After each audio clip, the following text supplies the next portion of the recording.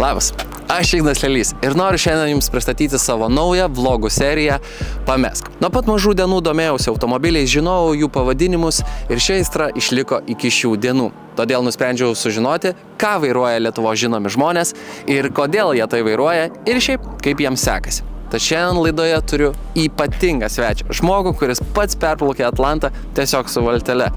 Tai kalbu ne apie ką kitą, o Aurimą Valujevičių. Ir jei patiks toks video formatas, prašau pasidalinti šito video, palaikinti, pasubscribinti kanalą ir kažką pakomentuoti. Gerą žiūrėjimą. Tram 5 mm nuotraukytės, aš garažas būčiau Lietuvos vyras Barborytė. Kiek laiko tu praleisti krydant iš žvaigždžių, be galimybės ir makamas nuostėsi. Tai ačiū tau, kad pabūsi pavežėjų. Jo, kad paveši. Tai labai faina iš tikrųjų, kad tu sutikai mane pamesti. Nu, tiesiog jau atsitiktinai, bičas. Ir sustojai, sakai. Stop here. Kamera taip rekordiškai tiesiog įjungta buvo accidentally. Jo. Tai kaip tu sekas? Kaip tu gyveni po visų šitų savo reikalų? Tai reikalai niekur nebaigti, ne, žinok. Aišku, aprėmė, nebe taip kaip pradžiai, ačiū Dievui. Nežinai, čia kiti sako, kiti influenceriai, o čia mėgauki, žinai, kol tos sakau, kad čia nėra ko mėgauti, žinai. Tarsi tuo visų dėmesio, jo, darbais? Kvietimais, visais tais pranešimais, iš ko, žinai, irgi gali viską monetizuoti, sako, mėgaukis, nes čia, žinai, banga. Nu, tarsi, aš ne iš to gyvenu, mano gyvenimas yra ir turi būti kelionės ir YouTube, žinai. Tai man čia tik tais tie pranešimai, nu jo, tipo, pašneki, papasakai, bet tai, prasme, tos bangos gali ir nebūt, nepražūsiu, tikrai. Nes savo laiko nėra, sveikatos nėra, sporto laiko nėra, tai toksai finansiškai visais kitais aspektais lost. Man nereikia būti ant viršelio, kad, žinai, mane žmonės atsimintų, įsijungia YouTube ir mane mato. Nu taip, nu čia pagrindinė tavo veikla. Taip. Bet, nu, nepamaišau vis tiek, pinigai niekam nepamaišau. Ta prasme, taip, aš stataus Boathouse, tai ten, žinai, eina daug lėšų, tai tas dalykas, reikia, žinai, galvoti sprendimus, visur netipiniai sprendimai, tai visur tas kainuoja ir laiką ir pinigus, tai tas ant to atsistoja, ką uždirbu iš pranešimų, tą investuoja pilnai į Boathouse. Tai mes dar pakalbėsim apie jį, dabar pradžiai apie mašiną tavo noriu pakalbėti, nes iš tikrųjų esmė... Aš mašiną nesureikšinu, tai čia Autojuto gali pykti ant manęs, bet čia smagim. Tai kas čia per mašiną iš vis gali? Tu pats žinai, ką tu vairuoji? Aš žinau, kad vairuoju Cupra ir čia yra kaip ir galingiausias modelis. Iš jų visų 220 kW, apie 300 arklių, 2 litrai benzinas. Kodėl būtent toks modelis, ar tiesiog tau pasiūlė šitą ir iš vis kam tavo mašina reikalinga? Na, jeigu taip long term iš istorijos žiūrint, aš išsilaikiau teisės, jei neklystu, 23. Būdamas paskutiniam. Ne 18. Man nebuvo ūpo, man nebuvo poreikio. Aš ir telefoną nusipirkau išmanų dar vėliau, negu išsilaikiau teisės.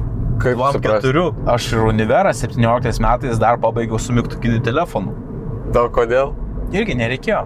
Ir tai išmanų telefoną nusipirkau tik dėl to, kad aš nusipirkau droną. Aš pirmą droną turėjau, negu išmanų telefoną. Tada galvoju, jo, blemba, reikia telefono, kaip aš kitaip valdysiu, žinai, droną. Tai dėl to išmanų pasiėmiau 18 metais. Tada ir Instagramą įsirašiau pirmą kartą 18 metais. Ir teisės pas mane atsirado Univero pabaigoje, prieš 17 metais turbūt.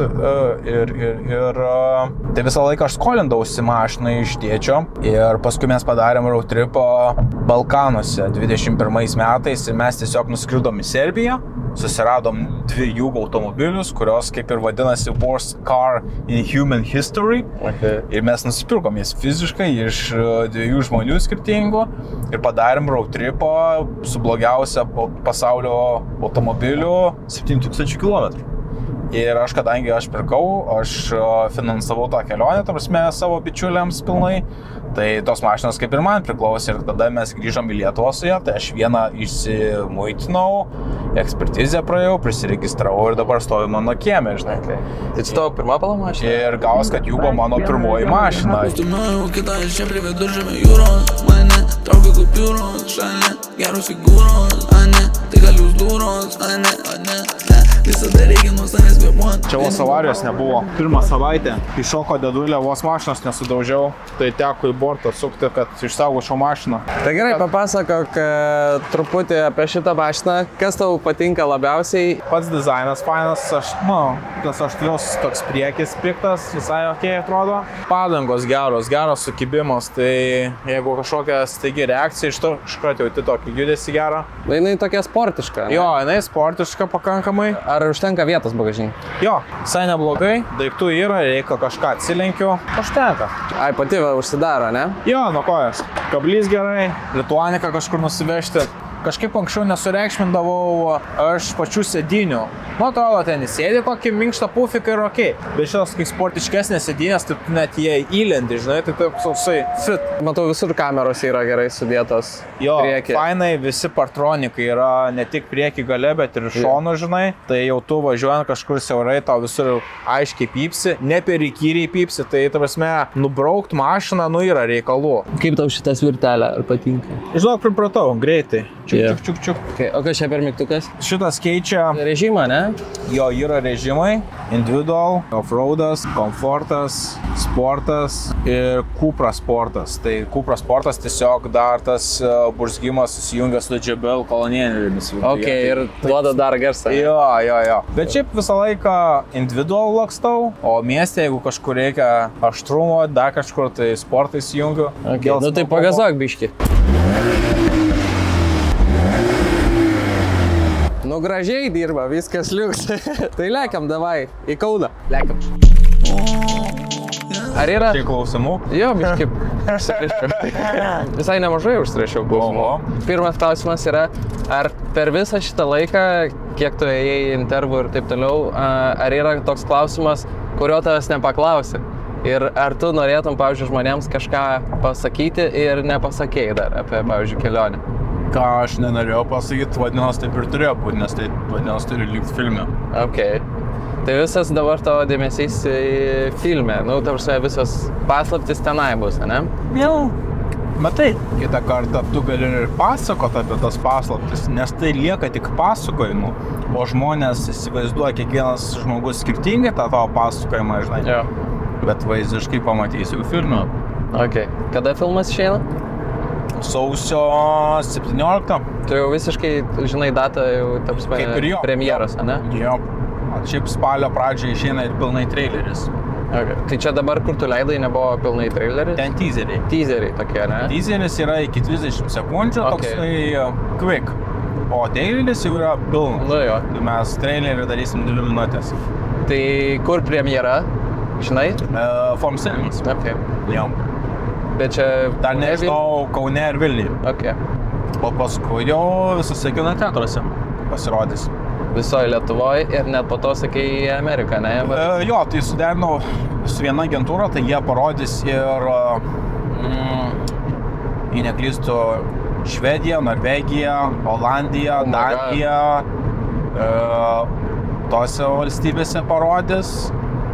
Aš pats parodysiu Amerikoje, pats tenais dalyvausiu, tai Miamis, New Yorkas, Čikaga, dar keli miestai. Bet tai čia bus kelios premjeros ar viena premjera ten, pavyzdžiui, Miami ir viskas? Ar bus tiesiog kaip sensas?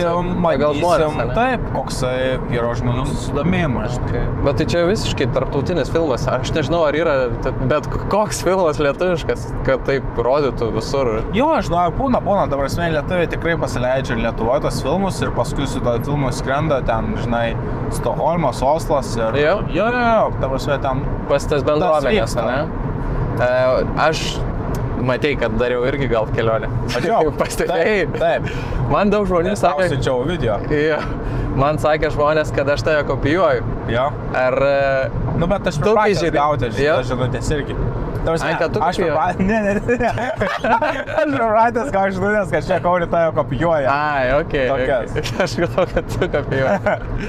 Tai ar tau jautėsi? Net nesu gavęs. Ar tau jautėsi, kad aš tave kopijuočiau ar kažką? O matai, čia negali sakyti, kad kopijuoji, nes tai yra toksai keliavimo metodas, kur tu labai kažkaip nelabai kažką ir pakeisi tame keliavime. Taip.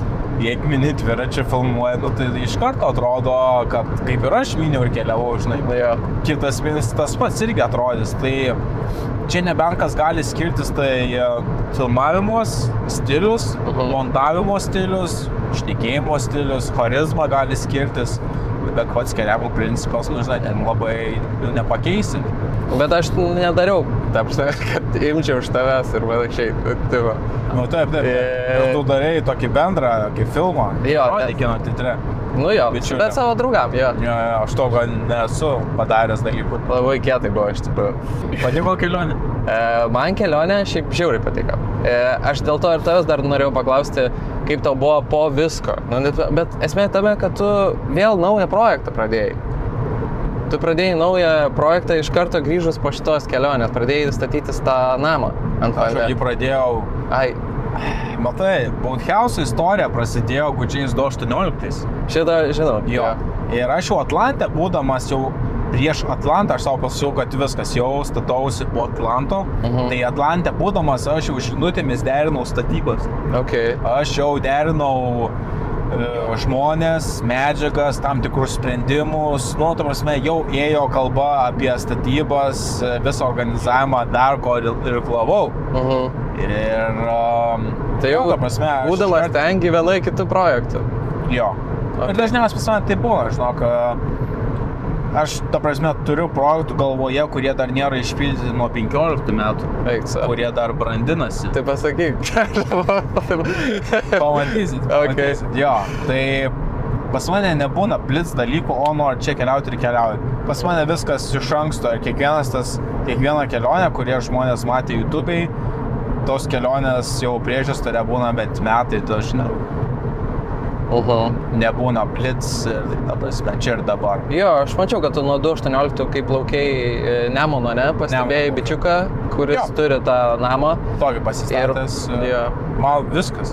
Bet taip pas aš matau, kad ten, nu, koks 3 kartus didesnis, ne, gal tas namas? Ne. Biški didesnis, aukštesnis, nu jo, susideda tie. Gerai, bet tai tu jame gyvensi, tu kažkur plauksi su juo, taip, čia jau sakai tu gyvensiu. Žmonėm jau ką darysi su juo? Šiaip sakiau, bet kažkaip dar dauguma žmonių galvoja, kad tai yra naujos kelionės projektas, idėja, kad aš jį pasistatau, ir varai laukiantį laivą namą. Ir jo, ar darau kažkokį tripą, žinau. Nebus taip? Ne, nėra tokio plano. Okay. Jeigu aš norėčiau keliauti su Boathouse, sakykime, Europos vidaus vandenyse ar dar kažkur, reikėtų turbūt daryti trumpesnį ir siauresnį, tokį biškį kompaktiškesnį, dėl logistikos. Dėl logistikos, kad jeigu tau reikės kažkur kažką nusivežti, jį, žinai, kelti su kranu, ant priekabos, ant platformos, kad kuo mažiau parydas, kuo mažiau problemų, tai biški kompaktiškesnį reikėtų daryti, be mažiau patogumų, kad toks labiau kelionės variantas. O čia gaunasi jisai gyvenimui ir tokiam kaip ir keliavimui tik po Kauno marias iki Birštono, arba jį nusigabenti irgi ant platformos į Kuršių marias, ten į Nidą, Juodkrantę ir panašiai. Tai tik tiek, ta prasme, todėl jis gaunasi biški ilgesnis ir platesnis ir su daugiau komforto. Okay, nes aš tai įsivaizdavau, jo, kad tu darysi kažkokį iššūkį, tai va, su jo irgi varysi kažkur toli, bet turbūt nėra labai įmanoma, kaip ir pats sakai. Man bet kuri transporto priemonė, kuri nėra varomo žmogaus, man jau nėra iššūkio. Okay. Jo, čia nėra iššūkis važiuoti su mašina 2000 km. Čia tostukas. Nu taip. Aš mačiau dabar TikTok'e bičiukas sako, oi varysiu su dvirka ir nusipirko elektrinį dviratį. Tai galvoju, kas čia? Tai galėjo iškart motorolerį? Nu, jo. Tai taip, o? Tokio paties mąstymo. Nu nesąmonė, nes tu pats nieko nedarai. Jo. O su irguis ar sunkiausia kelionė ar ne, tavo asmeniškai? Fiziškai? Jo. Ne. Ne? Ne. Tai kokia buvo sunkiausia? Gal sakyčiau Indonezija. Su dvirka? Jo. Okay. Jo, minti kalnus, per karštį, per drėgmę, dusinant ten su tais visais motoroleriais aplinkui tave, tai yra reikalų. Bet Atlantas jo, čia gaunasi psichologinė kelionė, tai nereikia nuvertinti, nes psichologiškai tai buvo sunkiausia kelionė. Nes tu kalbė fiziškai, ne? Kad tipo, jo, nebuvo aš sunkiausia. Fiziškai kalbu. Jo. Pavargsti. bet psichologiškai Atlantas tai visas nurungė. Number one? Number one psichologiškai. Okay. Nesakau, kad ten, žinai, aš jau ten puliavau ir man jau ten, žinai, depresuka. Ne, man to nebuvo. Nu, pradžiai tik keista, bet paskui viskas okei. Bet bendras tas pojūtis, nu, nieko nėra panašaus, kas buvo, žinai, baidarė, dviratis, kalnai. Jo. Iš tolo. Aš psichologiškai pats nesirašiau, bet fiziškai tai treniruotės buvo normaliai, 2 kart per dieną. Okay. Tai toks tikrai su išsekimu. Biški polisio vėl pradedi ripuoti, tenais sporto salė ir panašiai. Tai kokie buvo 3 sunkiausi momentai kelioniai? Atsimeni tokius, kur ar nelabai gali pasakoti, nenori pasakoti? Sunkiausiai. O kur psichologiškai, kur tipo viskas galvoja, lero, žobrika.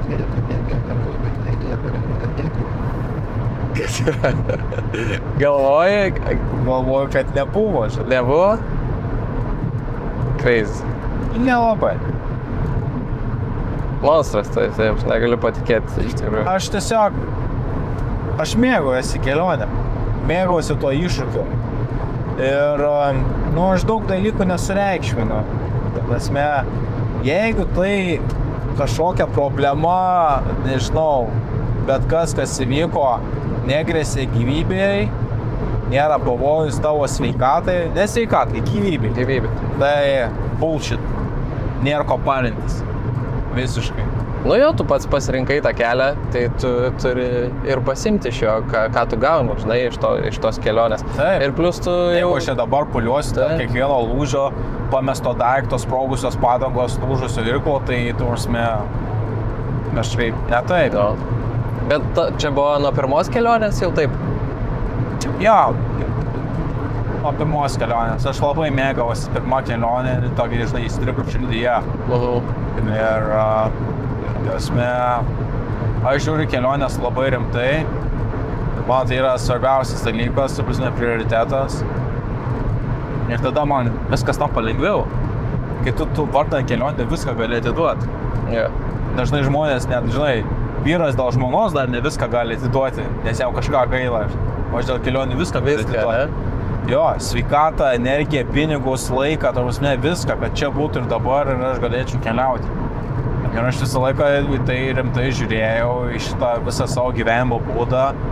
Ir kad aš galėčiau tą daryti, kad galėčiau kur turinę, kad galėčiau iš YouTube'o gyventi.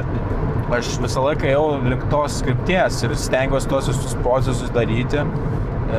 Marketingą, bendravimą, nu, kad tai leistų, kad aš būčiau tikras keliautojas, o ne tai, kad verslininkas ir turiu verslą, pasitaupau pinigų ir keliauju, išleidžiu pinigus ir toliau dirbu, vėl pakeliauju, vėl užsidirbu.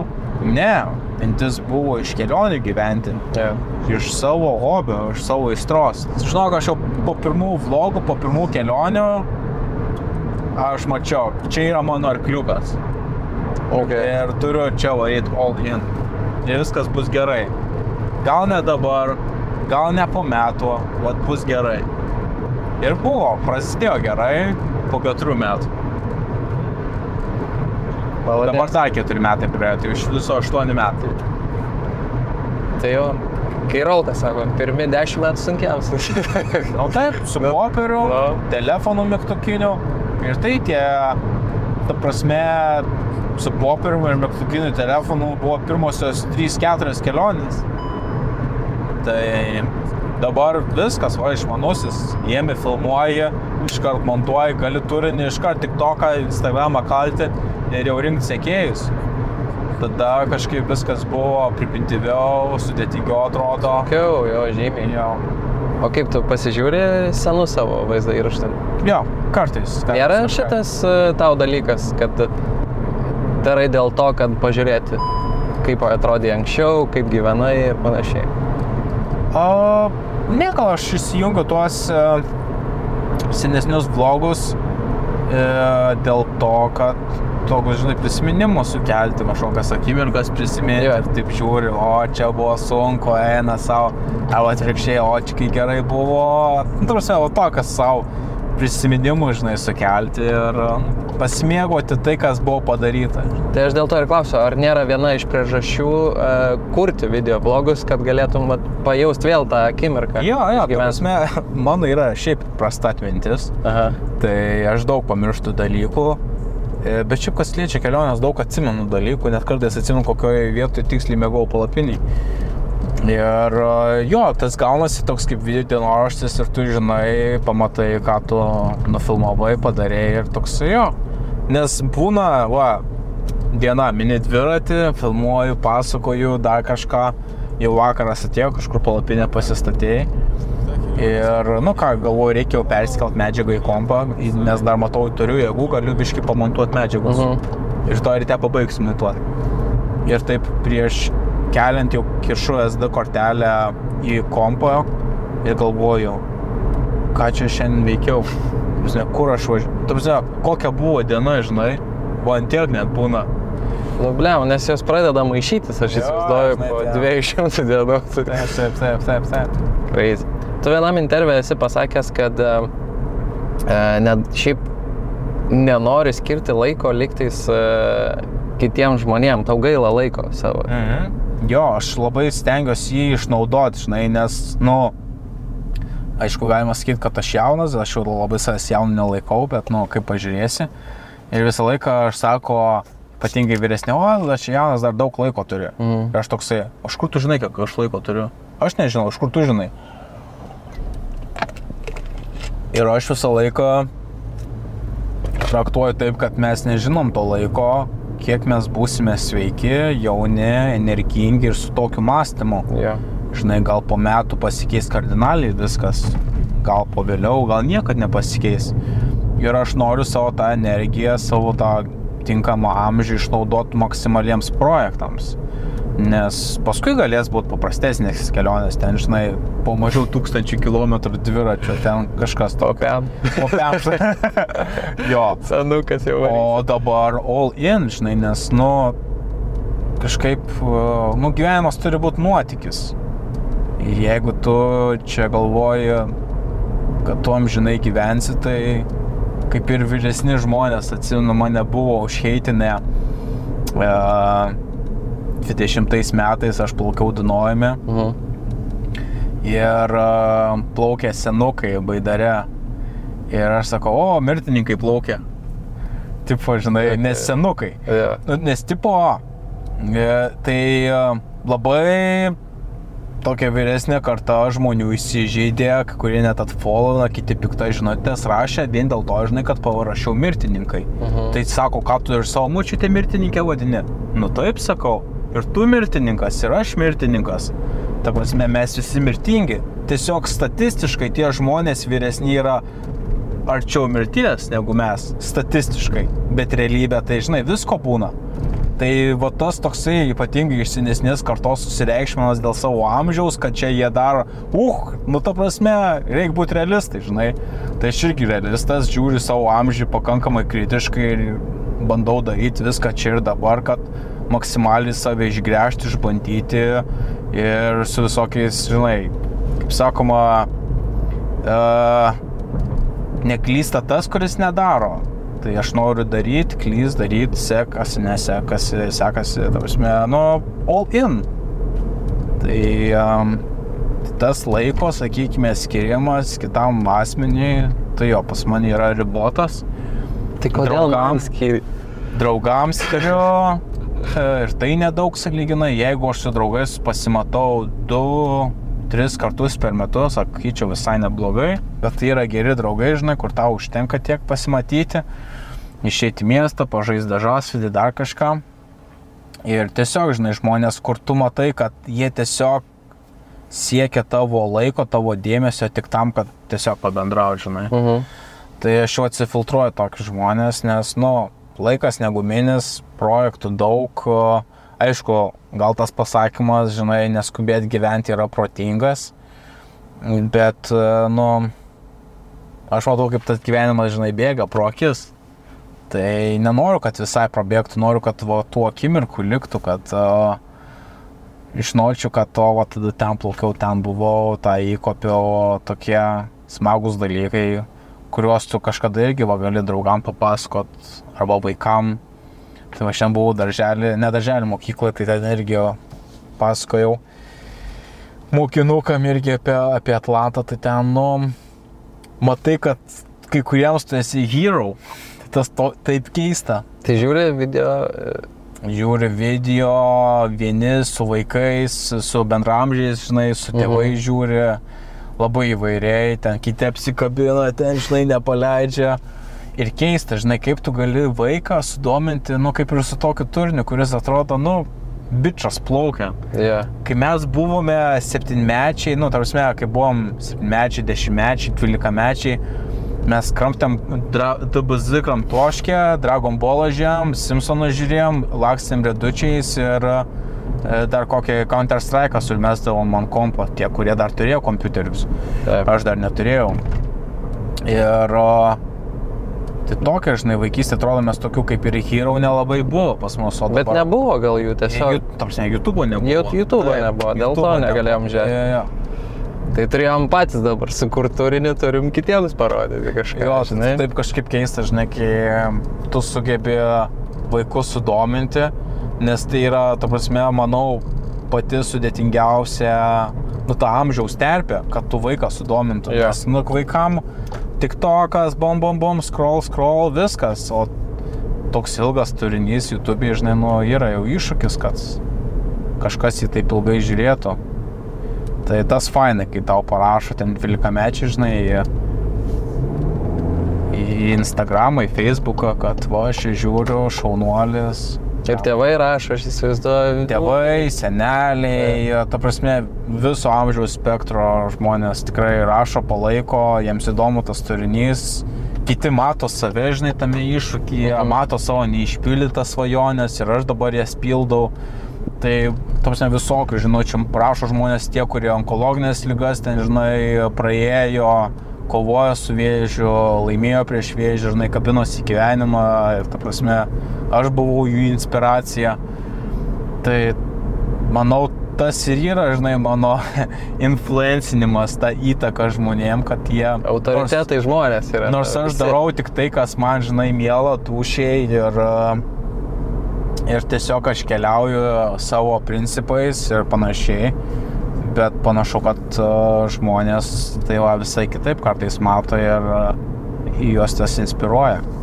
Tikrai taip, ta prasme, visa Lietuva žiūrėjo, džiaugiasi ir ne viena kelionė tavo džiaugiasi.